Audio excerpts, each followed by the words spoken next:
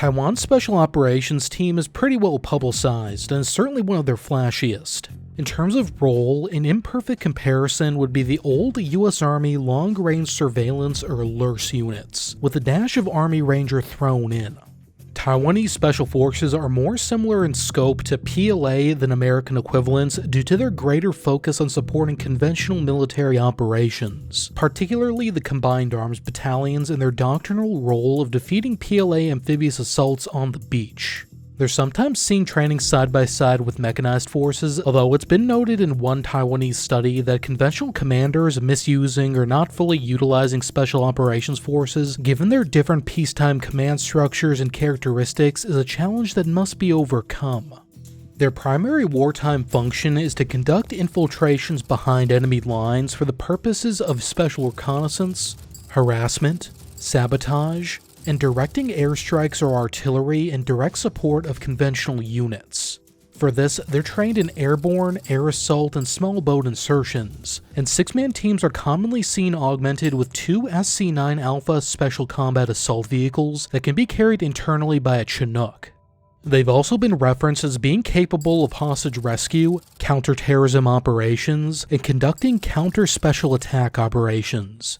The last mission is especially relevant to Taiwan because it's expected that any PLA ground invasion would be preempted by enemy special forces seizing critical infrastructure like airports, ports, and radar stations to ease the main force's landing, disrupt friendly operations, and cause chaos. Counter-special attack operations generally center on locating, isolating, and assaulting key points captured by enemy special forces. The PLA Special Forces snipers have also been mentioned as a key challenge to conventional units, so counter-sniping is an area Taiwanese Special Forces can assist in. As well, the Taiwanese Army strategy for defeating a PLA amphibious assault is to defeat them on the beach with Combined Arms Battalions supported by Special Operations Detachments. But if territory is ceded, Special Forces are intended to aid in delaying the enemy by erecting obstacles and IEDs, as well as maintaining awareness of the enemy's movement and guiding in fires. If necessary, they may also conduct stay-behind operations, which could involve training in underground resistance movement to delay and attrite occupation forces. To accomplish these missions, Taiwanese Special Forces at their most basic are built on six-man teams, much like US Army Long-Range Surveillance, 75th Regimental Reconnaissance, or US Marine Reconnaissance teams.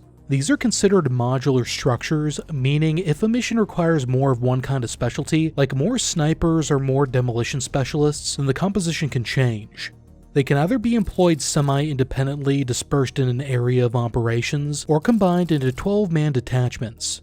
The most recent iteration of the team consists of a forward air controller, a forward observer, a communications NCO, demolitions man, combat lifesaver, and a sniper.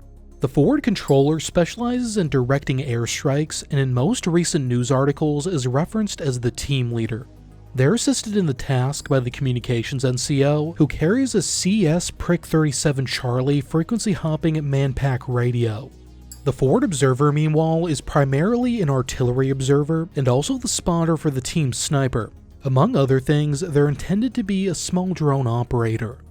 The sniper's primary jobs include targeting key personnel, discreet intelligence gathering, and providing overwatch for the team during building clearing. The demolitions man is specialized in breaching, demolishing obstacles, and crafting booby traps. In the most recent iteration, they're also a light machine gunner, although in the past they've been armed with a rifle and underbarrel grenade launcher. And lastly, the combat lifesaver is trained in tactical combat casualty care. As far as weapons, each team member is armed with a T-75K3 pistol, a Taiwanese derivative of the Beretta M92. The forward air controller, forward observer, communications NCO, and combat lifesaver are all armed with special operations variants of the T91 rifle, seen equipped with red dot sights and flip-up 3x magnifiers. Just a few years ago, though, they were seen with conventional T91s with carry handles.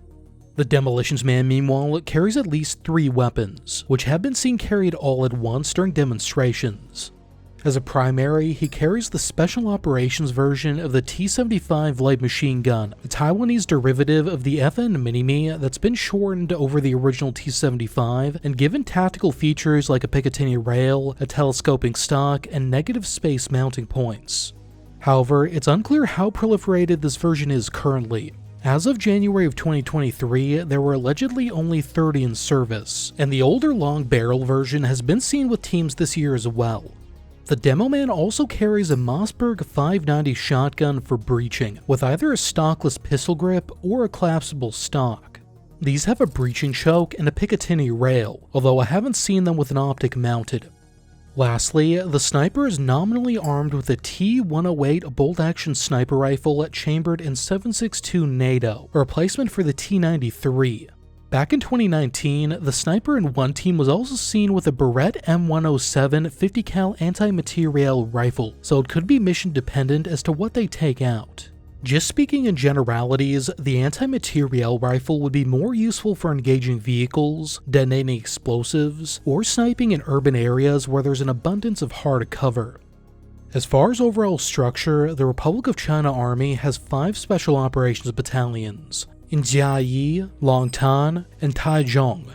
They come under the administrative auspices of the Army Special Operations Command, also called the Tianlong Force, which ultimately comes under the Aviation and Special Operations Command. Each battalion consists of a headquarters company and 3 85-man Special Operations companies. The headquarters company includes an 81mm mortar platoon, recon platoon, sniper section, and communications platoon. The Special Operations companies, meanwhile, consist of 3 platoons and a 60mm mortar section with 3 mortars. As described in Army papers, the battalion is in theory capable of generating 25 to 26 detachments. Notionally, the Special Operations Battalion commander would essentially be the Special Forces staff officer advising the commander of a combat area or aviation brigade, while the company commanders would do something similar at the brigade level. During wartime, one Special Operations company would be paired with each aviation brigade to conduct air assaults or rapid reinforcement with UH-60 mics, while maneuver brigades could notionally get 1 or more 12-man detachments. Some graphics show multiple Special Operations detachments attached to a maneuver brigade actively counterattacking a PLA beachhead to supplement the battalion recon platoons. If you found this video informative, I'd really appreciate if you checked out my Patreon. I'm trying to grow it in the coming year because I'd rather be sponsored by my bro Antoine than a company. And also thanks to my buddy Yenhan for helping me out with the translation and bringing this topic to my attention. Go follow him in all the places. I even hear he's single, ladies. I don't know if he's actually single. And you can learn more about this part of the world with this playlist on the 2 Chinas. I'll see you over there.